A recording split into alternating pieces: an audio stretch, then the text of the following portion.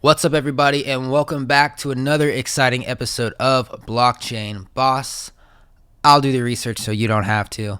My name is Bon Jenn. That's the slogan, the temporary slogan I am using for this podcast. Welcome to the pod, guys. This is the second episode. I'm really excited to be hopping into this episode. I'm not gonna like I said before in the first episode.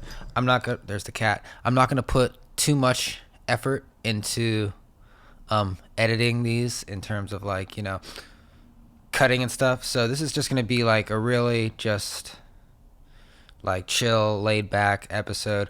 We got some important news going on. Thanks to everybody that showed love to the last episode. All 4 people that listened on Spotify, and I think we got like 45 plays here on YouTube. But yeah, like I said, these are going to be every Monday. The schedule I'm trying to work with now is Monday podcast, Friday regular YouTube video, Wednesday newsletter if you want to hop in my newsletter group, bonjen.io. But yeah, got a lot of news to talk about, got a lot of market stuff to talk about as well. So let's just go ahead and hop into it. But first, a message from our friends over at Coinbase. Coinbase is the easiest way to buy and sell cryptocurrency. I personally have been using Coinbase for years. When I first decided to look up Bitcoin and decided to hop into it back in 2017, I think it was, Coinbase was the first app that came up. I found it to be the easiest. I tried other brokerages before, and Coinbase has always been my go-to.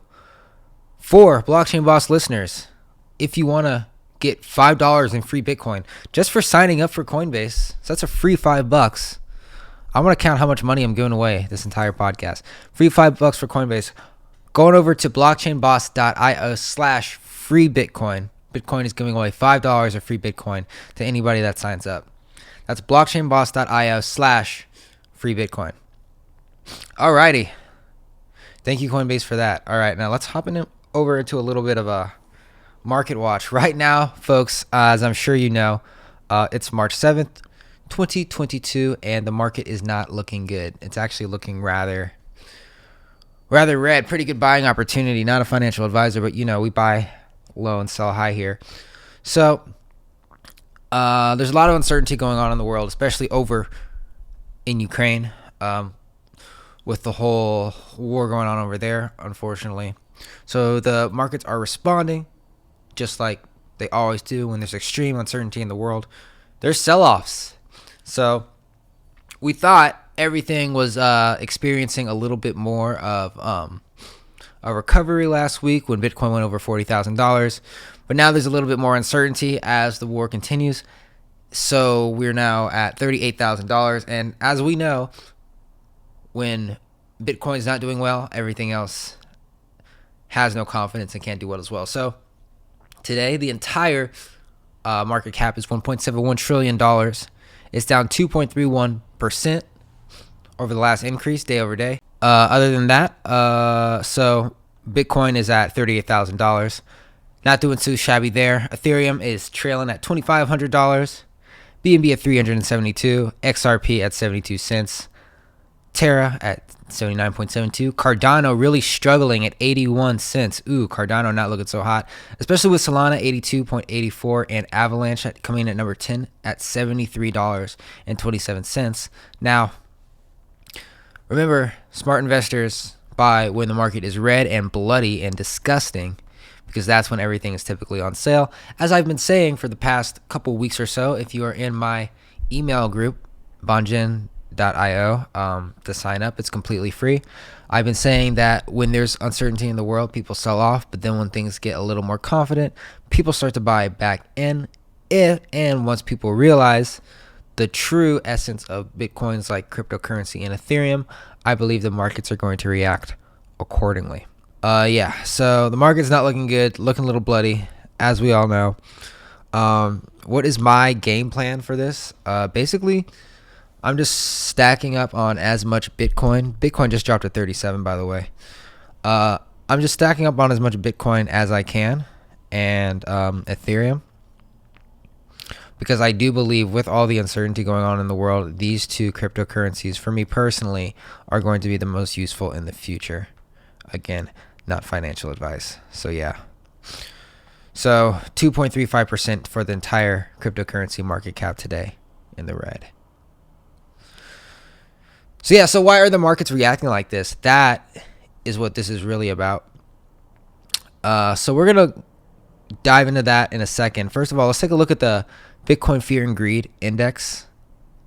Right now, according to the chart, it is, we're looking at a 23% or a 23. We are now in extreme fear for the entire, for the Bitcoin Fear and Greed Index. Yesterday was extreme fear, and last week it was extreme fear. A little bit worse than last month, where it was just in the regular fear. Now, it's important to note that the Bitcoin Fear and Greed Index is based on trend analysis from various markets. It analyzes emotions and sentiments from different sources and crunches them into one simple number. So right now, investors are fearful, so they are selling off their cryptocurrency. And to learn more about the Fear and Greed Index, of course, hop on over to my free newsletter at bonjen.io to sign up. I do the research so you don't have to. Okay, so why is all of this happening?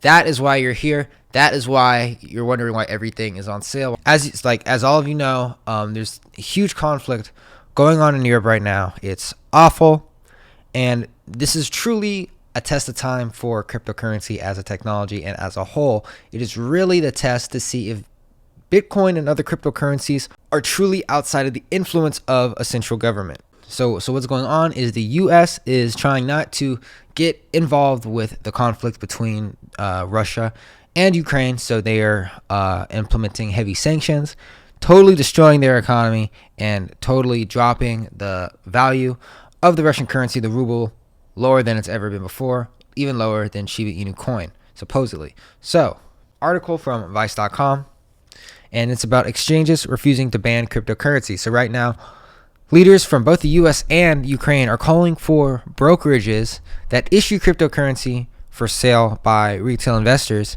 to stop allowing people in Russia, including civilians, from purchasing crypto and using its services. This is from Vice.com. Faced with a request by Ukrainian leadership to freeze the accounts of all people in Russia and Belarus, major crypto exchanges are steadfastly refusing, saying the tactic would unfairly harm civilians and fly in the face of the crypto community's libertarian ideology. In a tweet, Vice Prime Minister of Ukraine, I can't even say this. I'm sorry. Mikhailo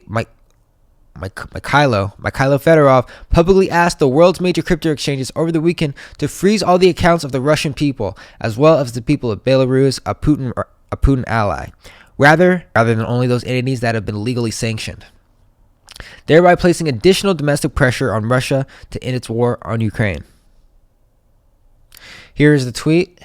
I'm asking all major crypto exchanges to block the addresses of Russian users. It's crucial to freeze not only the addresses linked to Russian and Belarusian politicians, but also to sabotage ordinary users. So he's directly calling out for these brokerages to freeze the civilians of Russia, which is an interesting take, actually. Now, I'm going to read this next part. Full transparency, Coinbase is a sponsor of the show. A spokesperson for the U.S.-based exchange Coinbase told Motherboard that the company will not comply with the request to ban all Russian users, citing economic freedom and a harm that a ban would bring to average Russians, but that it is complying with existing sanctions. Here's the quote. At this time, we will not institute a blanket ban on all Coinbase transactions involving Russian addresses. Instead, we will continue to implement all sanctions that we have been imposed, including blocking accounts and transactions that may involve sanctioned individuals or entities, the spokesperson said in an emailed statement. Our mission is to increase economic freedom in the world. A unilateral and total ban will punish the ordinary Russian civilians who are enduring historic currency destabilization as a result of their government's aggression against a democratic neighbor. We remain vigilant as this invasion evolves and are deeply committed to playing our part. Coinbase conducts sanction screenings as part of its onboarding process, the spokesperson said, and blocks transactions between sanctioned entities as well as uses analytics to identify illicit transactions. End quote from Coinbase. Again from Vice.com. Binance, the world's largest crypto exchange, is complying with the sanctions, but a spokesperson for the company said it would not honor Federal's request and unilaterally freezes millions of innocent users' accounts, CNBC reported. Crypto is meant to provide a greater financial freedom for people across the globe. To unilaterally decide to ban people's accounts to their crypto would fly in the face of the reason why crypto exists, the spokesperson said in an outlet. We're going to get back to Binance's response later in the episode. Johnny Liu, CEO of the crypto exchange KuCoin, similarly told CNBC that the company considered itself a neutral platform and would not do anything beyond what is legally required, adding it didn't support actions that increase tensions. Jesse Powell, the CEO and co-founder of the US-based Kraken exchange, went further in a Twitter thread Sunday evening, saying that while he understood the legally rationale for this request, he would not freeze all Russian accounts unless legally required to do so. Powell said such a request was against Bitcoin's libertarian values and that crypto was supposed to be a weapon for peace, not for war. He added that the company's own mission was to bring people into the world of crypto where arbitrary lines and maps no longer matter, where they don't have to worry about being caught in broad, indiscriminate wealth confiscation. Our mission is better served by focusing on individual needs above those of any government or political faction, he added. Besides, if we were going to voluntarily freeze financial accounts of residents of countries unjustly attacking and provoking violence around the world, step one will be to freeze all U.S. accounts. As a practical matter, that's not really a viable business option for us. That's an interesting point he's making there. Powell also warned Russian users that the requirement to block all their transactions could be imminent. Here are my thoughts about this. I believe that because crypto is supposed to be neutral and it's supposed to be like arbitrary, I do not think it's right to block the accounts of everyday Russian civilians. We're going to touch on this later in the episode, but there could be instances of people that are storing their wealth in cryptocurrency because their government is literally destroying their fiat currency. But we're going to talk about why that's actually a small minority later on in the episode. But again, for my full opinion, I do not think that it is right because cryptocurrency is supposed to be like a libertarian invention outside of government control. So in terms of that, speaking in terms of cryptocurrency, I agree with most of these brokerage CEOs here. All right, we have more news on this, but first, I'm going to give away some more money. For this month only, stock exchange Webull is giving away 5 free stocks for people that sign up for the platform. Webull is a great way for you to buy and sell stocks and cryptocurrency. You can actually do both on there. Really, really powerful tools, really powerful charts. You can really get in there and really fine tune your trades. It's really powerful and incredible software. I definitely recommend it to anybody that is serious about investing and serious about, or even if you're a trader, it's actually a really good tool for trading as well. So yeah, like I said, Webull usually is giving away only 3 stocks, but this month only in March, they're giving away 5 free stocks. So how do you get your 5 free stocks? First, all you have to do is open an account and you'll get 2 stocks worthy of $3 to $300, right? So that's $3 right there just for opening an account. Free money, boom. And then when you make an initial deposit of any amount, even just 1 penny, you'll get another 3 free stocks that can be valued $7 to $3,000. That's another $7 right there. $10. That's like the minimum you can get. So it could be like way higher. You never know. You could possibly get $3,000. Who knows? So what do you have to lose? They're literally paying you $10 just for signing up for Webull. It's crazy. Like what other podcast gives away free money like this? All right. So to sign up for that, head on over to blockchainboss.io/free stocks to get your 5 free Webull stocks. That's blockchainboss.io/free stocks. Thank you, Webull, for that. Now back into the episode. Super interesting article from NBCnews.com this week. How Ukraine conflict became a turning point for crypto. And like I've been saying this for the past week, or for the past 2 weeks, that this is really the testing point for crypto because it's really testing if it's neutral or not. Here's the thing though. Just because the technology is neutral doesn't mean it's quote unquote neutral, because the access to the technology is controlled by these companies that are kind of like banks. Coinbase, Kraken, KuCoin, Binance, very centralized companies that pretty much control I don't want to say the supply and demand, but kind of the supply and demand of cryptocurrency, because they are controlling how most people are being exposed to the technology. Unless you're like really into it, someone like you and me that like maybe just like buys it on Coinbase and then like trades it elsewhere, on a decentralized exchange or something. So this is kind of piggybacking off of the last one. How Ukraine became a turning point for crypto. This is from NBCnews.com. Many major cryptocurrency exchanges put forth a defiant statements this week when Ukraine asked them to freeze any accounts belonging to Russians, which we just talked about. They're asking them to block all Russians' accounts as opposed to just government Russians or people that have been specifically asked to be sanctioned. With some exchanges calling upon the crypto's history of libertarian ideals to back up their decisions, libertarian referring to the fact that libertarians want small government with limited control. More quietly, however, many were complying with the sanctions plan aimed at devastating the Russian economy. The gap between the words and actions of crypto's biggest players points to challenges that the crypto community now faces as a mainstream industry in the midst of a geopolitical and humanitarian crisis, one that now looks like a defining moment for cryptocurrencies such as Bitcoin and Ethereum. On the Ukrainian side, digital coins have lived up to their reputation for easily moving money across international borders, as sympathizers with the Ukrainian cause have raised the equivalent of more than $54 million in cryptocurrency donations. We talked about this week on my YouTube and my TikTok account, how Ukrainians were asking for donations, and cryptocurrency is the easiest way to get money overseas because it's not controlled by a central party, baby. However, on the flip side, there could be trouble, and I'll tell you why right now. Back to the article, but on the Russian side, the supposedly borderless form of money has instead collided with the reality of international sanctions spurred by a major European conflict. But also the moral question of whether participants in the crypto markets could unwittingly help fuel a war of aggression or help Russian oligarchs preserve their wealth. In between cryptocurrency exchanges and Bitcoin hardliners, both of whom have espoused what they say is the libertarian ethos embedded in crypto, have led to a wrestle with tough questions about just how much they want to embrace the technology that critics argue have little practical value aside from money laundering and investment hedging while requiring huge amounts of electricity and burning of fossil fuels.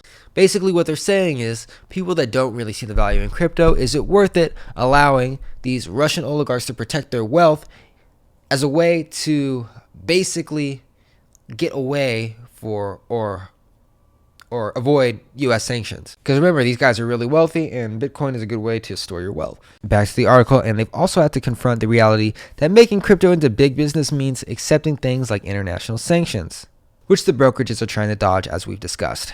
And at the start of the sanctions against Russia, one of the most strident statements came from Binance, the world's largest cryptocurrency exchange. A Binance spokesperson told CNBC on Monday that limiting Russians' access to crypto would fly in the face of the reason why crypto exists, which I agree with. But by Friday, Binance CEO Changpeng Zhao was striking a different tone, saying in a 1,500-word blog post that the company applies the same sanctions rules as banks and noting the company's fundraising efforts.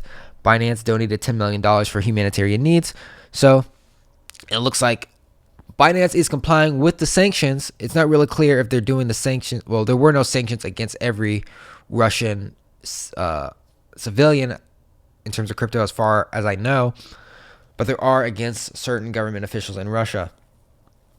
But it looks like Binance is saying, by the way, even though we're not sanctioning certain Russians, we also donated $10 billion. So we're still good, right? Seems like they're refusing to freeze all Russian users' bank accounts or crypto accounts. Back to the article, quote, why won't Binance go one step further and sanctions us freeze all Russian users' assets, Zhao wrote. The most important point, we don't think we have the authority to do so. Other major exchanges have also clarified that they would comply with U.S. and European sanctions, just not go further than the laws required. The U.S. Treasury Department has not accused any exchange of being out of compliance. Experts have said that Russian President Vladimir Putin won't be able to use virtual currency to evade sanctions on a large scale, because even at $2 trillion, the crypto market isn't big enough and crypto exchanges have compliance departments dedicated to catching money laundering. Quote, we have a number of sophisticated tools. Sets allows us to understand who are sanctioned individuals, sanctioned nations, be able to track cryptocurrency and fiat deposits and withdrawals, and make sure that we block those users, as we have been doing since our inception, Brett Harrison, the president of Exchange FTX.US, told CNBC. So this is an interesting quote from something called the Crypto Manifesto, written in 1988, 2 decades before the introduction of Bitcoin was made a reality. Quote, various criminal and foreign elements will be active users of CryptoNet, but this will not halt the spread of crypto anarchy. Written by physicist Timothy May. My understanding that even though criminals do use cryptocurrency, and governments will try to regulate it, there will always be kind of a yearning for the libertarian aspect of cryptocurrency. A portion of it will be used where it can't be controlled by a government. And I'm talking about cold wallets, baby. Back to the article, but the criticism of cryptocurrency has also come from Republicans, adding possible bipartisan momentum to the push for regulation. And this is interesting to me because Republicans usually seem to want smaller government, but they're also against criminals. So here's a quote from Lindsey Graham. Quote, "Cryptocurrency is rearing its ugly head here." Jerome Powell, who is the chairman of the Federal Reserve and is also a Republican, has repeatedly called for the U.S. to govern the crypto industry, a position that he reiterated Wednesday in congressional testimony. In defending cryptocurrency, its advocates have emphasized the plight of everyday Russians who had no say in Putin's decision to send troops to Ukraine. We talked about this a little bit earlier, but here's why that might not even be that big of a deal. Quote, "If you're a middle-class Russian right now and your entire financial system has been seized and blocked, it is legitimate for you to put 100 or 1,000 of your savings into a crypto hard wallet that you could take if you're leaving the country with the clothes on your back. That is something that should be celebrated." This is a quote from a guy named Selkis. Doesn't really say who he is in this CNBC article, unless I missed it. However, back to the article, it is not clear how many Russians are in that situation, but it's certainly a minority. Russia ranked 18th out of 154 countries last year in a chain analysis report on the grassroots adoption of cryptocurrency. And a more recent report showed Russians have not been flocking to crypto in the recent weeks, which is interesting, which actually goes straight against what I was thinking of in the last episode. My prediction was that because the ruble is falling, a lot of Russians will be rushing to cryptocurrency as a safe haven, but that might not even be the case because it may be too difficult to find cryptocurrency. Worldwide, retail investors in cryptocurrency are increasingly being overshadowed by hedge funds and other institutional firms, which is true. Banks are putting way more money into cryptocurrency than the average Joe. The overall effect of the Russia-Ukraine conflict may be to separate crypto myth from reality, something that's been happening already in the past couple of years. U.S. authorities have partially unraveled the less often repeated crypto mantra that digital coins are unconfiscatable, seizing $3.6 billion in Bitcoin in one confiscation last month. Agents in that case used a search warrant to obtain access to an online account where one of the alleged thieves kept the private keys required to access his digital wallet. Last month's $3.6 billion Bitcoin were seized from a couple, but they were keeping those private keys online. I actually made a YouTube video right now about how to keep your private keys 100% secure. You can check it out right now. It's a video called "Can the FBI Seize Your Bitcoin?" Back to the article, people who own cryptocurrency can add layers of security to make government seizure more difficult, including storing their coins offline in a device known as a cold wallet or hard wallet, and people can take those devices around the world. That is 100% the safest way to hold your cryptocurrency, by keeping your seed phrase somewhere written down, not online. These people made the mistake of putting it online. Like, come on, y'all. You got it. I want to put in my course the safest way, because apparently, a lot of people just don't know. Let me just buy it on Coinbase and think it's going to be safe. Good luck there, pal. Back to the article, but for Russians who might want to obtain such a device now, even that has become more difficult. So right now, this is a quote from Trezor. They're not even shipping these. Treasure, the hard wallet, the cold wallet. They're not even shipping these to Russia anymore. Quote, "We are not delivering into Russia," said Christina Mazankov, a spokesperson for Satoshi Labs, which said it has sold more than 1 million of its Trezor crypto wallet. She said the company has halted shipments immediately after an imposition of sanctions. Satoshi Labs is based in the Czech Republic, where Mazankov said sympathy for Ukraine runs high. In 1968, the then Soviet Union invaded the country known as Czechoslovakia. Quote, "Bitcoin is very apolitical," she said. "I would like to imagine that Bitcoin is a solution for different situations and that it will stay that way." But she said some company employees have connections to the conflict that make it personal. Quote, "We are touched by the situation in Ukraine." So what do you think about that? Obviously, they're a private company and they can do as they please. You know, Bitcoin, the technology, the blockchain, the network, is still outside of the control of any government, right? Just the access to it is what's difficult, so it's not like it's fake, like fiat currency backed by nothing, just numbers on a spreadsheet. Bitcoin is backed by math and science and algorithms and hard computing power, output, input, energy. Takes money, takes effort, takes time, takes You got to put something to get something out. But yeah. Anyways, guys, I'm going to go ahead and wrap up the episode. Thank you so much for listening. Go ahead and grab your free Bitcoin at blockchainboss.io/free Bitcoin, and also your 5 free stocks at blockchainboss.io/free stocks. Be sure to follow me on TikTok. My name is Bon Jenn. Twitter, Bon_Jenn. That's BONJENN.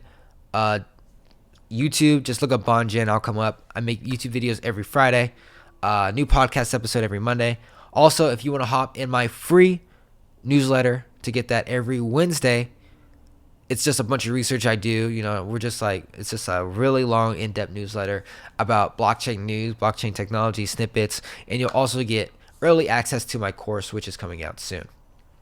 So definitely go ahead, hop in that newsletter, shoot me an email anytime. All the links are on my website, bonjen.io. And definitely subscribe to that YouTube because I'm almost at 1,000 on there. So we're going to be getting there soon. All right. Everybody have a good week, and take care. All right. I'll catch you later. Peace out.